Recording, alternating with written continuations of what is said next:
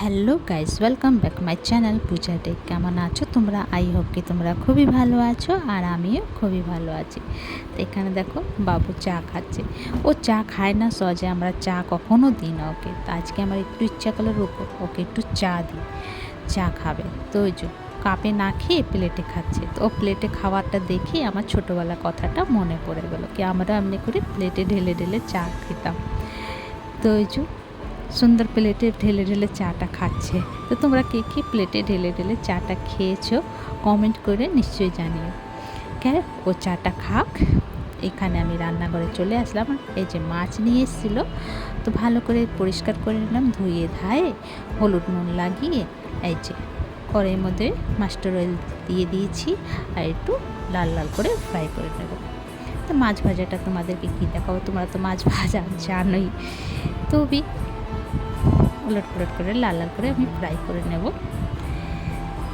আজকে বানাবো আমি ভাজা মশলার মাছের ঝোল। এই মাছের ঝোলটা খেতে ভীষণ টেস্টি হয়। যখন তোমরা এই মাছের ঝোলটা বানাবে এক মুঠ ভাত একটু বেশি বানিও। তো এখানে দেখো আমার মাছ ভাজা হয়ে গেছে, আর এখানে পাশে একটা কড়াই বসিয়ে দিয়েছি। কড়াইয়ের মধ্যে রসুন আর পেঁয়াজ আর শুকনো লঙ্কা শুকনো কড়াইতে একটু ফ্রাই করব। আর এক ফুটটা তেল দেবো, বেশি দেবো না, একদম এক ফুটটা বাস।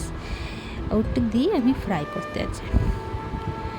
তো রসুনটা আমি চোখলা শুদ্ধে নিয়েছি, রসুনের চোখলা ফেলিনি। তো ভালো করে ধুয়ে পরিষ্কার করেই আমি ফ্রাই করে নেব। তো এখানে দেখো ফ্রাই হয়ে গেছে, এবার নামিয়ে নেব। আবার ওই কড়াইয়ের মধ্যে আমি ধনে আর জিরে বরাবর মাত্রা দিয়ে নিয়েছিলাম, ওটা ফ্রাই করে নেব। এই যে তুলে নেব, ফ্রাই হয়ে গেছে। ওটা কি ঠান্ডা হোক মশলাটা।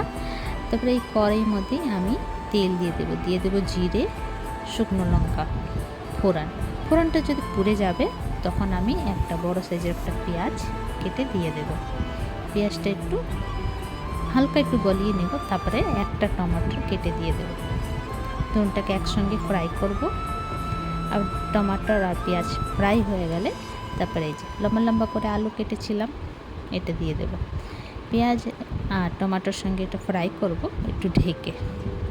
তারপরে হলুদ নুন দেব, এখানে দিয়ে দেবো হলুদ, স্বাদ অনুসার নুন, আর একটু লঙ্কা পাউডার।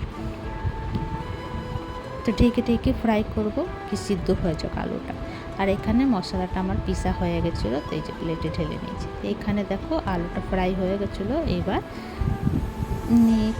পরিমাণ মতন জলটা দিয়ে দেবো। জলটা দিয়ে ভালো করে মিলিয়ে ফুটিয়ে নেব। ফুটে গেলে তারপর মাছটা দিয়ে দেবো। তো এখানে দেখো মাছের ঝোলটা আবার ঢেকে দেবো, ফির ফুটে যাবে। তখন আমি এই মশলাটা যে বেটেছিলাম সেই মশলাটা দিয়ে ভালো করে ফুটাবো। মাছটাকে ভালো করে ফুটিয়ে নেব, আর ফুটে গেলে তারপরে নামিয়ে নেব। একটু ঢেকে ফুটাবো। তো এখানে দেখো রেডি। তো তোমাদেরকে আমার ভিডিওটা কেমন লাগলো, ভালো লাগলে প্লিজ লাইক শেয়ার কমেন্ট করো, সাবস্ক্রাইব করে দিও। আবার নতুন ভিডিওর সঙ্গে দেখা হবে। তো তোমরা সবাই ভালো থেকো, সুস্থ থেকো। ভিডিওটা কেমন লাগলো কমেন্ট করে নিশ্চয়ই জানিও। ইউটিউব দিয়ে দেখলে সাবস্ক্রাইব করে দিও, আর ফেসবুক দিয়ে দেখলে ফলো করে দিও। আর প্লিজ কমেন্ট করে জানিও তোমাদেরকে ভিডিওটা কেমন লাগলো। তো চলো ভিডিওটা এখানে শেষ করছি। Bye bye, take care.